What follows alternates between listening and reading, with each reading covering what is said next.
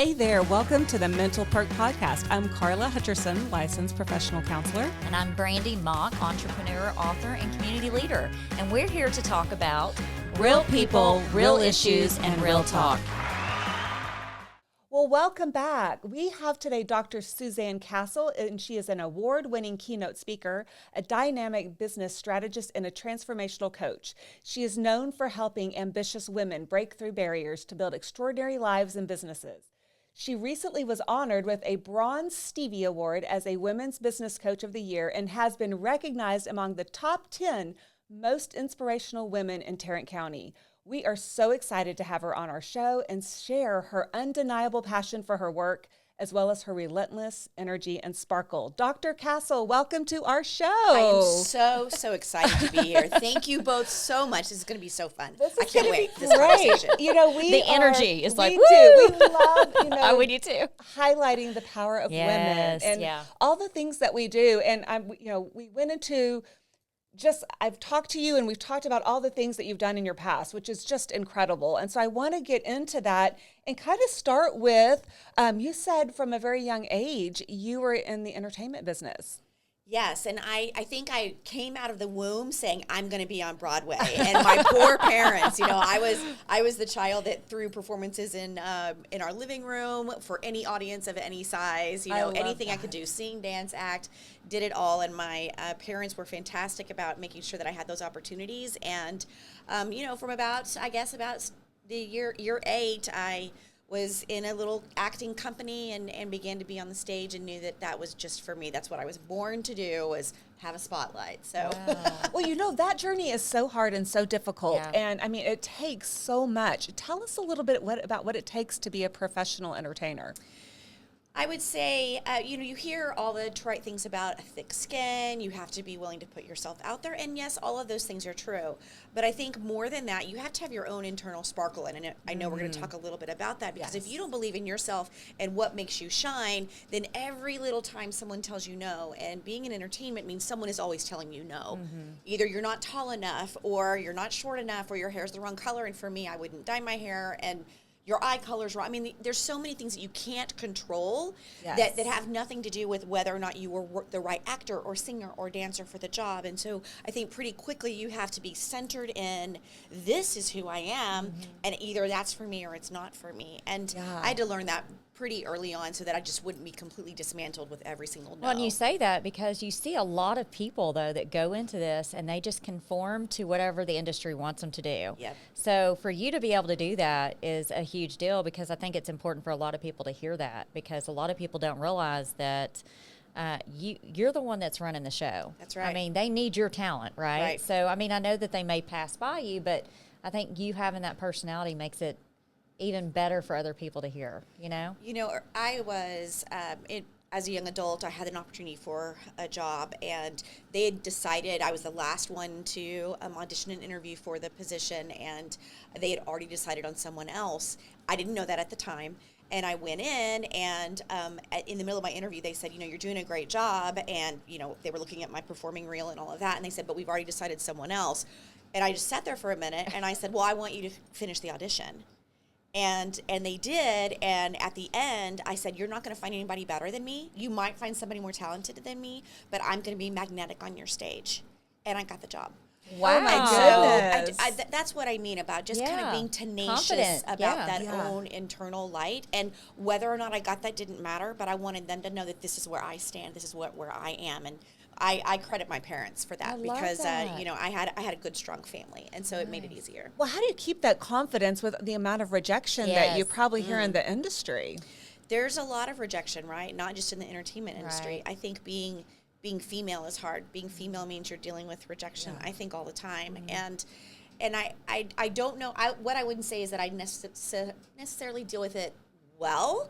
I deal with it, because let's face it. No one likes to be rejected. Oh, yeah, for sure. I mean, I talk often in my keynotes about Red Rover. Do you remember? Did you all play Red Rover? Red Rover, let so-and-so come over. I hated that game because I was skinny and scrawny and little arms, and I was always the last one to be picked and the first one to be run through.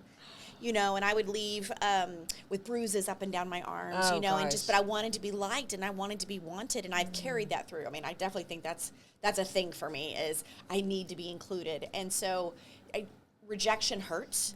And one of the things that I'm trying to teach my clients, women and other people, is it's okay to throw a pity party. But if you're going to throw a pity party, it needs to be fabulous, right? Buckets of ice cream, all the my sad gosh. music. I love it. It's a defined time. I'm a in the believer. world, I'm you a know? believer in that, for sure. I am too. Like, give it all the attention and all the energy that Yes. you can, and then go, Now I'm done. Yes, get it Next out. thing. You know, Yes. it's funny next? you say that, because I remember a long time ago when I kind of went through a little valley, and I remember my girlfriend saying, you need to go into your room and you need to scream into that pillow Yep. as loud as you can and get it out. And I thought, that is just, I mean, come on. Right. And girl, I did it and it worked. It does I mean, work. it was like a miracle. because you gave it all your energy. Yes. All that Yeah. energy, it Yeah. has to go somewhere. And Yeah. I just don't want it imprinting in my cells No. and just making me feel less than. I'm done with that. Yeah. You know? I love 100%. I'm all about feeling the emotion and being at one with that emotion, and then you can move past Yeah. it That's because right. you've already let it out. You've already given it all the energy that it needs, and so then you have room to keep going. And so I think it's great. I think it's a great idea to have that pity party. I love that. right. It's amazing. So now, how long did you stay in the entertainment industry? Well, I mean, I wish I could say I'm still entertaining. I mean, I well, guess technically yes, as a of keynoter, course. I am. But I guess my last role, I don't know, in my 30s, I guess. Yeah. I'm 54. And so, around my 30s, I was in Cats, and it's hard. And I just need to do something different. And I won't say I don't miss it every single day. I still choreograph from time to time. People will ask me to, help them with an audition or something like that. And so I have my fingers dabbling in it, let's say. But I will say everything that I have done has led me to where I am now. Of course. And so while I miss, standing on a stage and having people stand and give applause and the curtain opening and closing, that I still have nuggets of that. And so what I think I miss is that process of that. But I don't know that I miss all the rehearsals and the lateness and, I terrible eating because you're terrified of what you look like on camera, or how, if I gain an ounce and my partner can't lift me, and, all those things that come with, being in that profession. I don't miss any of that at all. That's a lot of, I mean, you saying that stressed me out. I'm like, oh gosh, can I eat? I'm not going to eat tonight. I do love to eat too. No, but We it's love true to though. eat too. And I think as a woman though, I love that you said that, because as a woman, we go through that our entire lives, but then it gets amplified when you're put on stage. when and you're when in the the spotlight. expectations there, they're going to, people are going to pick you apart. Oh, yeah. How'd you process all that? Do you ever process all that? I don't think you do. That, That's a good question. I think that you deal or you don't, and we see it all the time. Yeah. Right? Entertainment Tonight has made their, not sponsored by Entertainment Tonight, but I mean, and TMZ has made that kind of, Yes. all the train wreck, right? And you see it when people aren't dealing with it well Yeah. or processing well. Yeah. But most of the time, I don't like to see pictures of myself. I will watch this because you're both wonderful. I don't like to see myself on camera. I have a team of people that picks my pictures and says, "Oh, you looked great," and all that, because I just can't. Okay. Because I'm not, 101 They're doing a great pounds job anymore. Yeah, and they're I'm doing a not- great Yeah, job. but you're Right? gorgeous. You don't You're look your kind. age. No, Thank listen, you. I don't believe in lying. If I didn't think you were cute, I would just not. You'd get crickets right now. You'd hear crickets, But right? you know what? What I really love about this is because I was a young mother and a young wife, and I really didn't come into my own until a little later. Yeah. And here we are, the three of us. Absolutely. I mean, we're living our best, and you guys are beautiful. And I'm like, life doesn't stop at That's right. 54. Life is just beginning It in a is. lot I of feel that ways, way you know? too. And I just feel like a lot of women need to embrace Yeah. this time of their lives. Yeah. Right. We don't have to be 20 something forever and 101 pounds or whatever That's that right. is. And we ain't gonna be. Right. And honestly, I'm glad for that. I am glad for Yeah. that. But I do have those moments where I'm like, ooh, I don't. I do too. And I have a wonderful Prince Charming at home who does nothing but compliment me and love on me all the time. I'm very blessed like that. But I will say it's nice. So for anybody listening, if you don't necessarily like some of those things, find a team around you Yes. that can just take that off of you and go, okay, you don't have to look at them, but we will. Okay. and we'll put out. Yeah. Because for me, that's just been a helpful Yeah. kind of stopgap measure for me. Yeah. Yeah, and you have to see, our audience needs to see some of your things because they're absolutely Yeah. wonderful. I was watching online and just, I mean, enthralling. I mean, you do such a great job. It's just so inspirational. So whoever's picking your stuff is doing a great job. Thank you. Hear that, team? You're doing good. You have a job for another day. Yeah. Totally. Well, what brought you out of the entertainment industry into this new era of entertainment? I fell. Literally, when I talk about my journey into being a shepreneur coach and keynote strategist, I literally fell on the stage. So my partner dropped me in a lift and did his best to cushion the fall. But I shredded most of the ligaments and tendons in my right ankle, and it meant the end of a professional dancing career just when I was really kind of hitting my stride. And I could have had surgery and maybe have come back from it, but not in the way that I wanted, or not have surgery and definitely not come back. And so neither of those are good choices. I chose not to have surgery and let my body heal on its own. And, then people say, oh, would you come and speak to our women's luncheon? And it'd be fun to say, Suzanne, who was in Cats as Bomballerina, or whatever.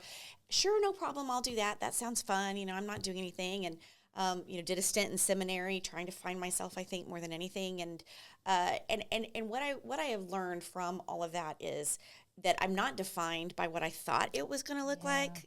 I'm defined in the choice that I make every day. And so every day I make a different choice, and sometimes it works out and sometimes it doesn't. But tomorrow's coming anyway, and I get to make a new choice if I don't like that. And so I think for me, between family tragedy and a fall, and I literally fell into my business, and what I'm trying to do is really teach women, entrepreneurs specifically, but really anyone, that what has happened to you is not you. And kind of this victim shaming that we've been in this world of kind of being in victimhood. There are real victims in the world, but just because a business opportunity fell away from you or a failed relationship, that's not necessarily victim. You can choose in that moment to stay in that story, be defined by that story, or move from the story. It's interesting you say that, because I can't tell you how many times we've told kids when we're speaking to them, if who are you? That's the question I'll ask them. Who are you? Are you the football star? Right. Are you the captain of the cheerleading team? That's not you. So if you break your ankle or you break your leg and it changes your life, you're not defined by being that football star. Right. That's just an added part of your character, right? That's right. Yeah, it's an experience. But you've got to be, so for you to say what you said to the audience about, you've got to be firm in who you are inside. Right. It doesn't, all these extra things are just, that's kind of the things that make you up, right? That's right. And then for you to push through it, tell me about it though, because I'm kind of curious. You hurt your ankle. That was who you were, right? Yeah, that's what you were doing. From the get-go, out of the womb. She had to redefine herself, right? Did you process it by having that powwow with the tears and the junk food, or pity what? party? No. I mean, definitely. I think part of my processing was actually going to seminary, and I love that. And Bart's like, "Why are you going to seminary?" I'm like, "Why not? I don't know. I don't know. Something called you there. Something needed to change. Something needed to shift, and in that process, I kind of tore down what I thought I was going to be. And I don't know that I rebuilt it in any magical way at all, but I think what I did was say, okay, now what does this mean? Yeah. And what could it mean? And every single day, I honestly start my day saying, okay, who am I today? I love that. Who am I going to be today? Where am I going to see opportunity? Yesterday's gone.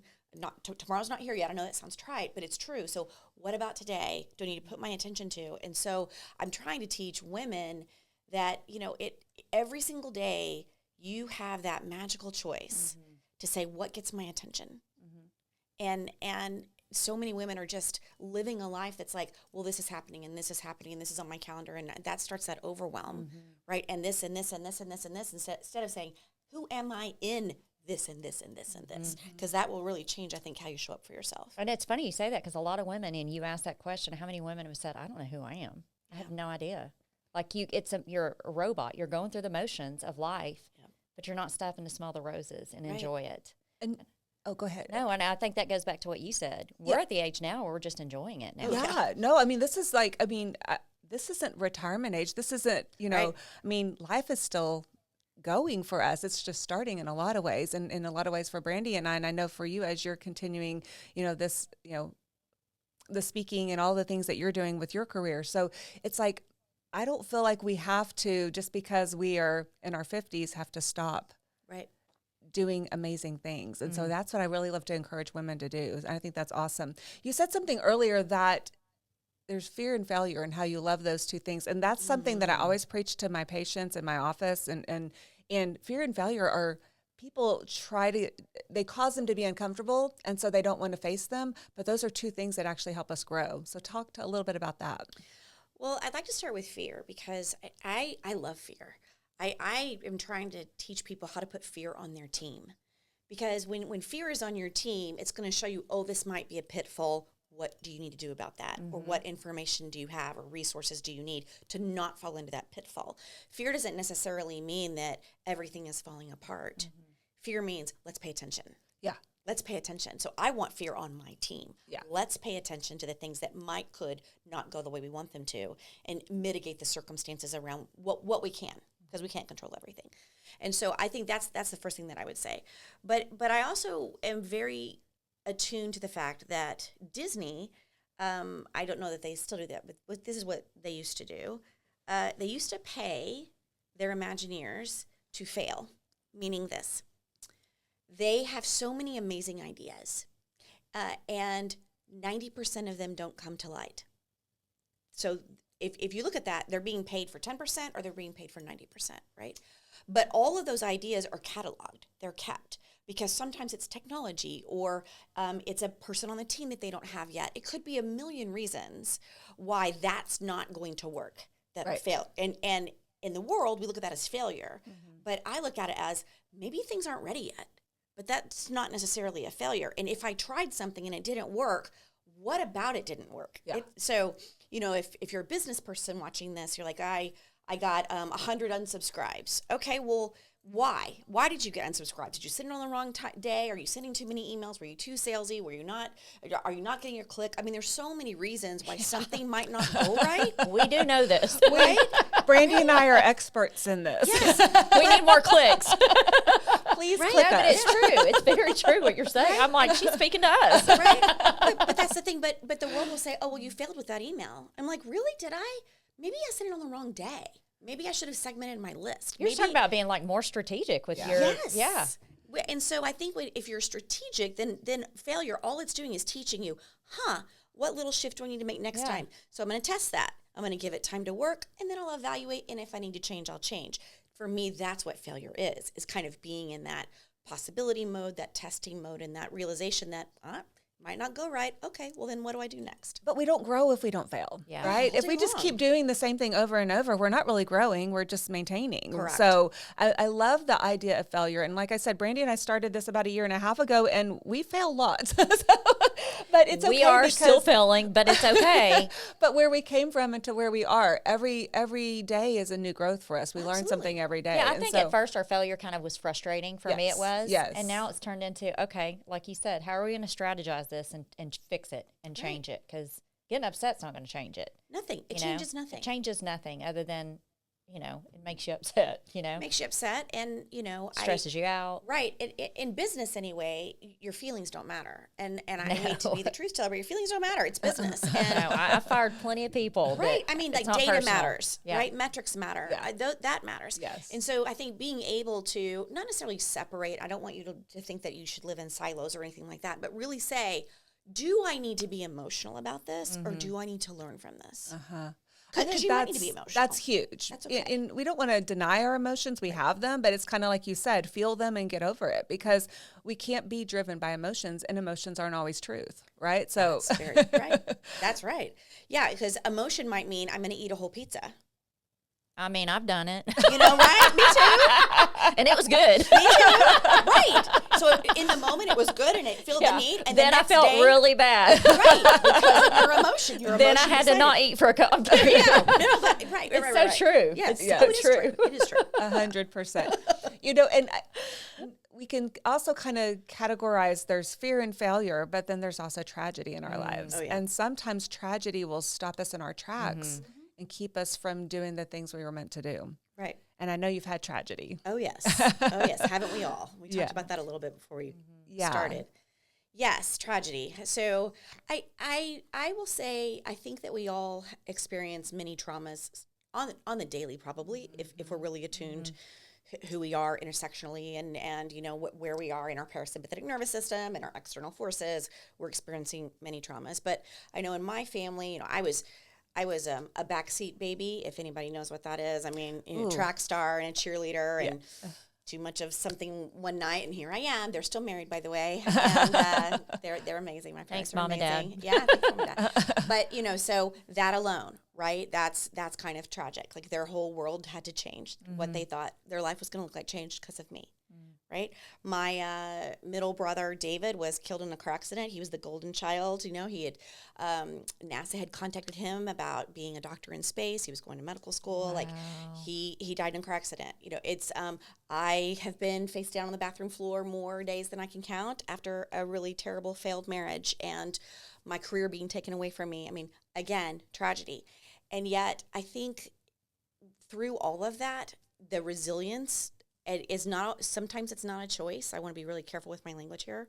Sometimes it's the only way to be is to be a little more resilient here. Yeah. And decide what life needs to look like next. And for me, it's putting on ABBA or calling I love ABBA.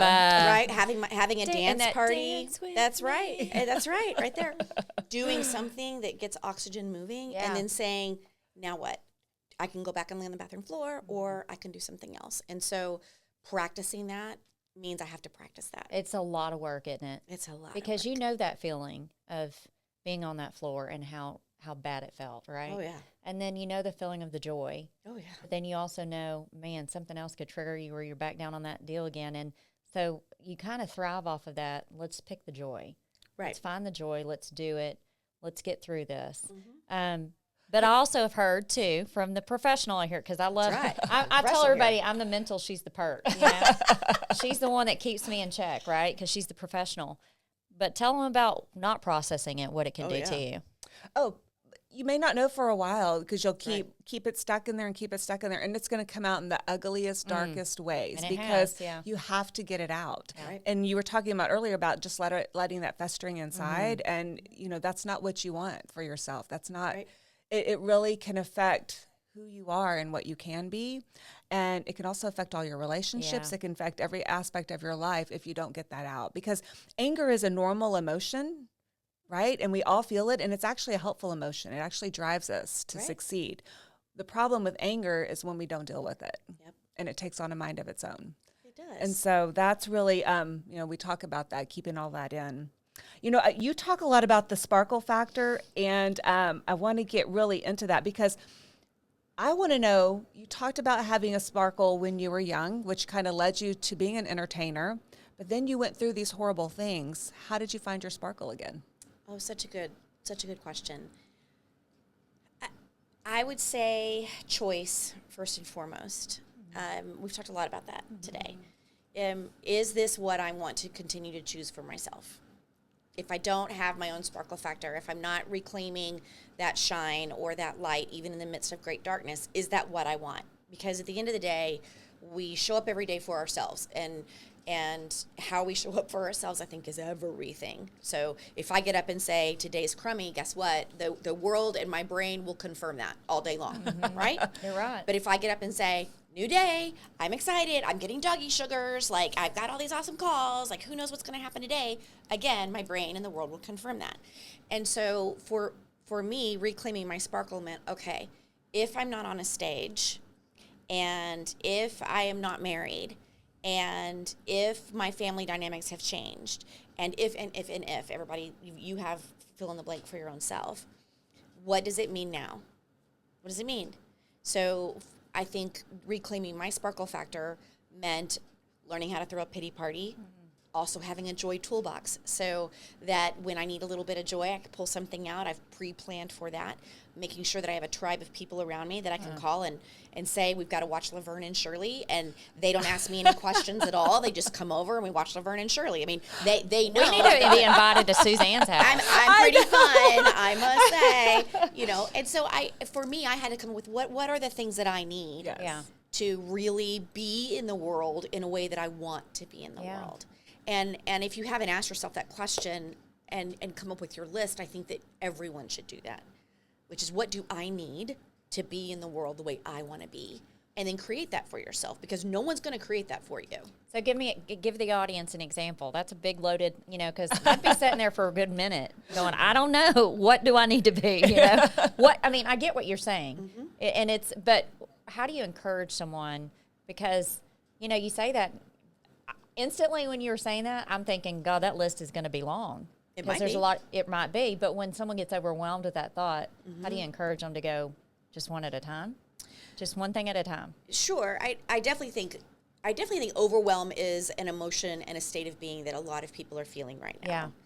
Yeah, and so I think you have to decide, and I'm a big believer in deciding once. You don't remake a decision. Okay. Ever, because you're wasting your mental energy. So you decide, and if it doesn't go well, then you make a different decision, but you don't redecide once you've decided something.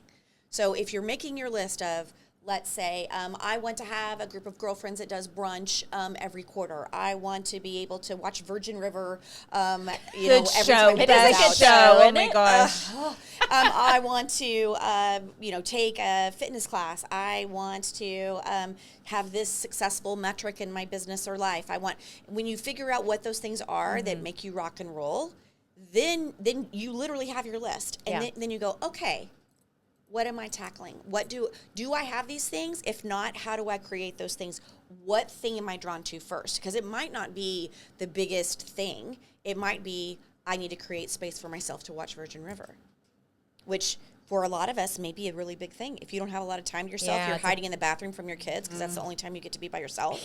Yeah, right? absolutely. That's a huge thing for you. Right. But for other people, it's like, I'm driven by, a big goal in my business. Great. So that's why I can't say it looks like this. I don't know what it looks like person to person, right? Right. But what I do know is you can't get overwhelmed by the process of it. All you have to do is, what next best step can I take right now? That's it.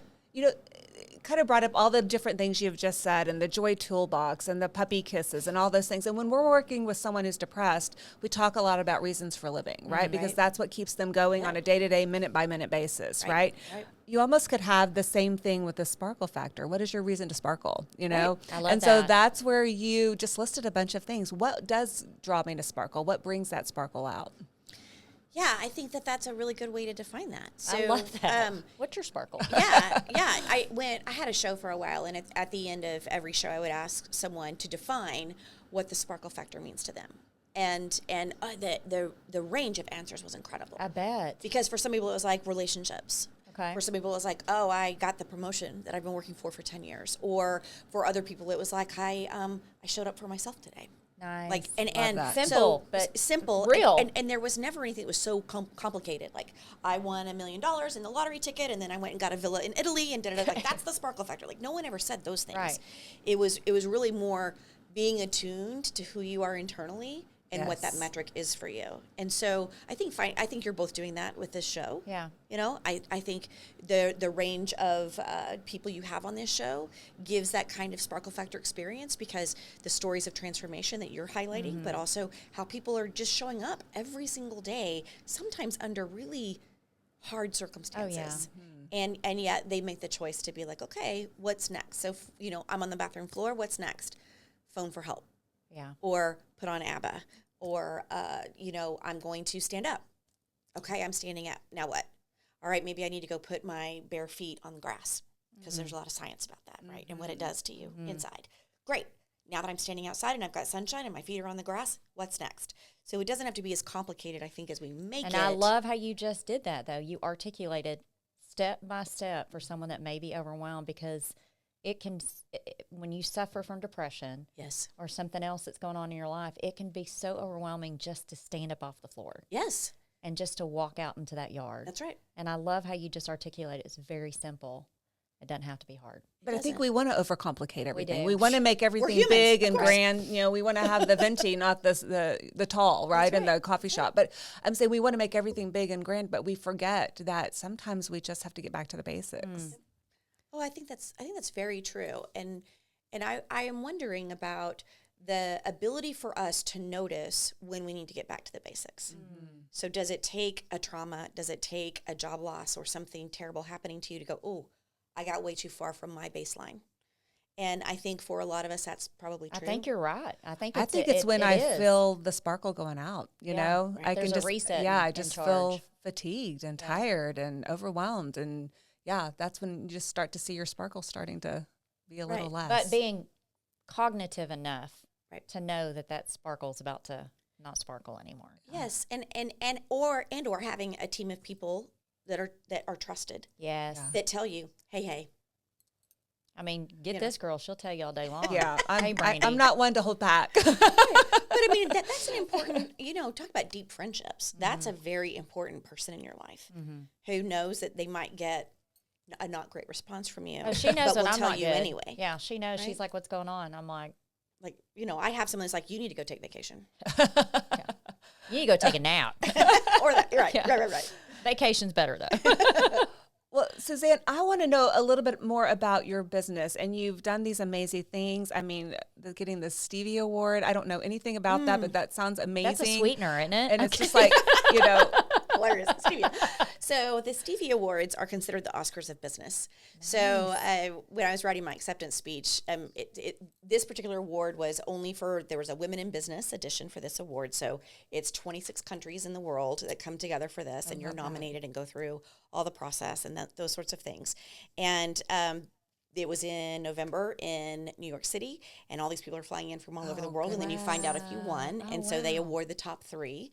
And I was 3rd from however many thousands or whatever. It's still amazing to me. And as I was writing my acceptance speech, and I took my daughter with me, and I told her, I said, I always thought I would win an Oscar, but here I'm winning a Stevie, and I don't know that it's any less. No, it's not any less. And because I had all this education and training to win an Oscar. I have no business training whatsoever. Gosh, please still hire me. But I think it is such a remarkable thing to say life didn't work out the way that I wanted it to, and I'm really glad for that. So I think the Stevie Award for me has meant that you don't have to have 100,000 views every single time you post something on social. You don't have to have 100,000 people on your email list. You don't have to have been on Oprah's show, but I would love to be. You don't have to. Please call. Right, call us. That is actually not true. And if you think that that's what it means to get recognized in whatever metric that is for you, then I think that's a false narrative, and that's a place that's not going to allow your sparkle to shine. You're setting yourself up for disappointment. All the time. Yeah. Right? And so the unexpected surprise of winning a Stevie was, wow, transformation is happening, and women's lives are being changed, and because their lives are being changed following my system, they're changing lives. Love it. And that's what I really want, is that ripple effect. Yeah. I love that. Tell a little bit about your business. I think you're also doing a book, or you've done a book. Oh yeah. So thank you for that. Yeah. So it's Suzanne Castle Consulting, and my trademarked thing is the Sparkle Factor. So it's a process that I take women specifically through. A lot of them are solopreneurs, some are multipreneurs. So that's why I just say shepreneur. So we just encompass everyone there. And really all of them, I think, have lost the magic in their business.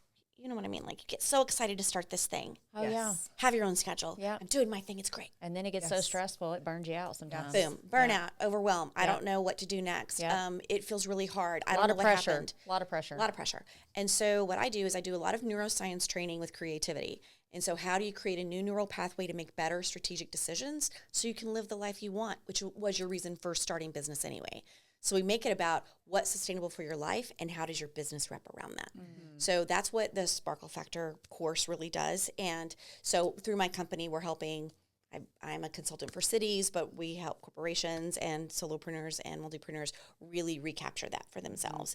And my 4th book is coming out in April, which is a collection of stories of people that have gone through the Sparkle Factor. Nice. And it tells you a little bit about their journey, where they were, what they've learned, and it's like a workbook. So every chapter has about this particular topic. Here are things to pay attention to. Here are questions to be asking yourself. So that it's not just this was a sweet story. This is a story that you can use. Like, what can I learn Apply from it this? to your life. I love that. Yes, I'm very excited by that. It's called the Sparkle Effect. The I sparkle love that. effect. And you've also started a new podcast. I have. Yes. And I know that the two of you are going to be on there. Yes, we are. And we are going to sparkle, of Yes. course. Yeah, it's called the Sparkle Sesh. Yes. I love it. The sparkle I'm sesh. very branded. I love it. Yes. Good job, team. So the Sparkle Sesh is a round table. So it's several voices around a topic. and it's like you're listening in to us at your favorite cafe, wine, juice box, coffee, whatever your drink of choice is. Martinis. Great. and we're just, chatting about whatever, resilience maybe, or visual branding or whatever it is. And everyone kind of has a different perspective of that. So you're just getting a glimpse from really amazing women that are in the world that you may or may not have heard of. So episode 1 dropped, and we had someone from Jamaica who's a branding and visibility strategist who's worked with the biggest companies on the planet. We had the president of the International Association of Women, who comes at it from a whole different perspective of leadership and emboldening women with the Professional Diversity Network, and myself talking about leader. What is it like? How do you make a bold choice? What's it like to be a woman leader right now? And it was truly a remarkable conversation. So I can't wait to have you both on there in your genius zones and meet some other amazing women. Oh, we love that. That's awesome. So what drives you to work with women? And tell us a little bit about some of the transformations you've seen in women over the years that you've been doing this. What drives me to work with women?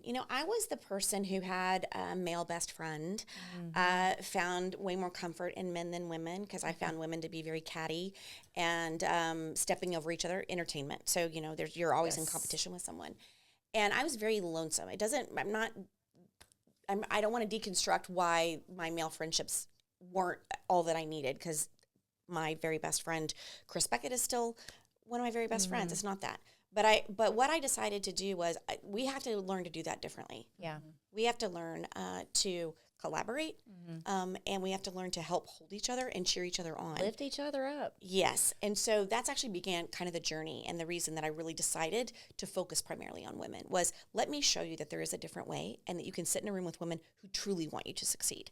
And I love that part, because I think women think they have to compete against each other to win, rather than, if I just encourage other women, I too will be encouraged. Well, and I think a lot of that too, when women do that, it's because they're missing something from within themselves. Oh, sure. Whenever they're feeling like they have to compete to prove themselves to other people. Right. But at the same time, it's like you said, it's all about surrounding yourself around those women that are going to encourage you and lift you up. And there's times when, we've been in the room, you instantly know, okay, there's a bunch of Pams in here. I call them passive aggressive manipulators. Yeah. And they're everywhere. Yep. Right? Or we're going to be amongst people like you. I mean, girl, you walked in here, I could feel your energy. It's all about lifting other people up. And I don't know about you, but when I lift someone else up, it makes me feel better. Exactly. All day long. Yeah. That's it. But we haven't been taught that. Yeah. And I'm really on a mission to really help women see that differently. Yeah. So I think about my client, Julie, who came to my first, I do a live event every year, a 3-day event for women. And she came the first year and cried all 3 days. And I mean, cried, boohoo cried. And then decided to work with me, and, left a terrible relationship, left a terrible job, started her own business, is totally killing it. And she says, you just broke me open enough to say that there's light on the other side. I couldn't even see light, and I couldn't see what I wanted. No one had ever asked me the questions that you asked. So I think about her. But it doesn't have to be people that are totally dismantled either. I think about Christy, who left police force and is now a first responder trauma therapist. Using the skills that she always wanted to use but really couldn't find it, but found a niche. And she's my client. We work with her on how to best show up in those spaces, and how you let people know that you exist, and how do you not lose yourself in the process there. And so there are stories after stories after stories of these women, but what I will say that they all have in common is they made that choice to say, I'm going to choose myself for once and see what happens.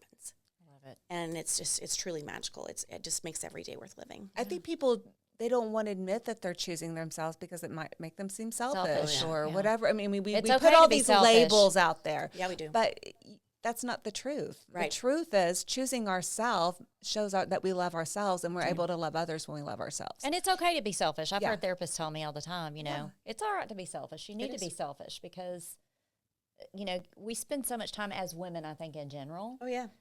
Catering and coddling everybody else, whether it's your kids or your nephews or your friends, whatever it is, and it kind of depletes that energy out of you sometimes. So you got to refuel for yourself. Yeah, I think so. And I'm very lucky. So Prince Charming, I cook. I love to cook, and he cleans up. That's the way we do our world when he's home. And I sit there sometimes at the bar while he's cooking up and cleaning up, and we chit chat, we talk, we do all the things. And I'll say to him, hey, I can get up and help you. And he always looks at me and says, why? I didn't help you cook. I was doing my thing. You go do your thing. Yeah. Go outside with the dogs. Go hang out. You can sit here and talk to me, whatever you want to do. And I know that I need that permission still to this day. And I'd love to teach women how to accept that, because I think that's the other part of it. That's it right there. Right, is accept that, no, I don't have to get up and do. Someone has told me it's okay. You need to believe them when they tell you it's okay, because I don't know about y'all, but that's hard. That belief piece is hard. Yeah. Yeah, I think I'm really trying to incorporate that more in my life right now. I've really just embraced after the kids leave and you move on, and, you know, even like just resetting the relationship with your spouse, you know, it's just, there's just so much to that, and being able to finally just take that deep breath and say, it's okay to think about me. It's okay to think about me and do for me. I think we get so lost. We've been so lost thinking about our kids so much and our family that you just kind of lose who you are. Right. And it's like you said, man, and it's a good reset though. It is. But that interim time can be a little hard, because you're like, what am I going to do? Your kids kind of define you a little, right? Yeah, but I would have loved to have known all this back then, because me too. It would have been a great example for my kids. So all you younger women out there, please listen to this. Please. Well, you'll save yourself a lot of things. And isn't it great that we have podcasts now? Yes. Because, you know, I love that. We can access so many different kinds of information that we didn't have at the ready. You know, when we were growing up, it just wasn't there. I mean, you couldn't go to the card catalog and pull out a card that says, here's how to the card catalog. You know, it's a lot of Google carding, Microfiche. Yes. Well, we can age ourselves there. It's okay. Well, these are such great strategies that you're teaching. And I know you do that through your keynote speaking. You do that through your classes. Tell people where they can find out more about you, where they can learn about what you're offering, because I know there's so many women out there looking to find themselves and how to take on those next stages of life. And so where can they find that information, and where can they touch base with you? Well, I think the best way is always on my website, which is SuzanneCastle.com. It's castle like a princess.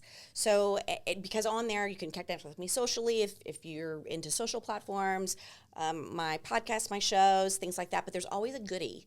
I call them goodie gumdrops. There's always a goodie gumdrop on my site. So it changes frequently when you go there. Like right now, I think it is a self-care planner, a 31-page guide to just help you create your own specific sustainable self-care plan. I love that. And so I'm always saying, go there first instead of Facebook or this, that, or the other, because there's a goodie gumdrop for you when you go and visit my website. But that's the best place to find out all the things. That's amazing. Suzanne, it has been incredible having you on our show. We have learned so much from you, and we love your energy, your sparkle, your shine, everything about that, and the amazing job you're doing encouraging women. Yes. Thank you both for this show. Thank you. The episodes are incredible, and so I much. just can't wait to see all the other lives that are going to be changed from this show. Thank you. for having Thank me. you so much. If you or anyone you know is struggling with mental health issues, please reach out to talk to someone you trust. Get connected to a mental health professional who can help you find ways to cope and ultimately feel better. If you are having suicidal or self-harm thoughts or thoughts of hurting another person, please go to the nearest ER, call 911, or contact the National Suicide Hotline at 988. Thank you for tuning in to Mental Perk. We hope our talk today highlighted real people working through real issues based on mental health. Our goal at Mental Perk is to make sure every one of you knows you're worthy. We're in this together.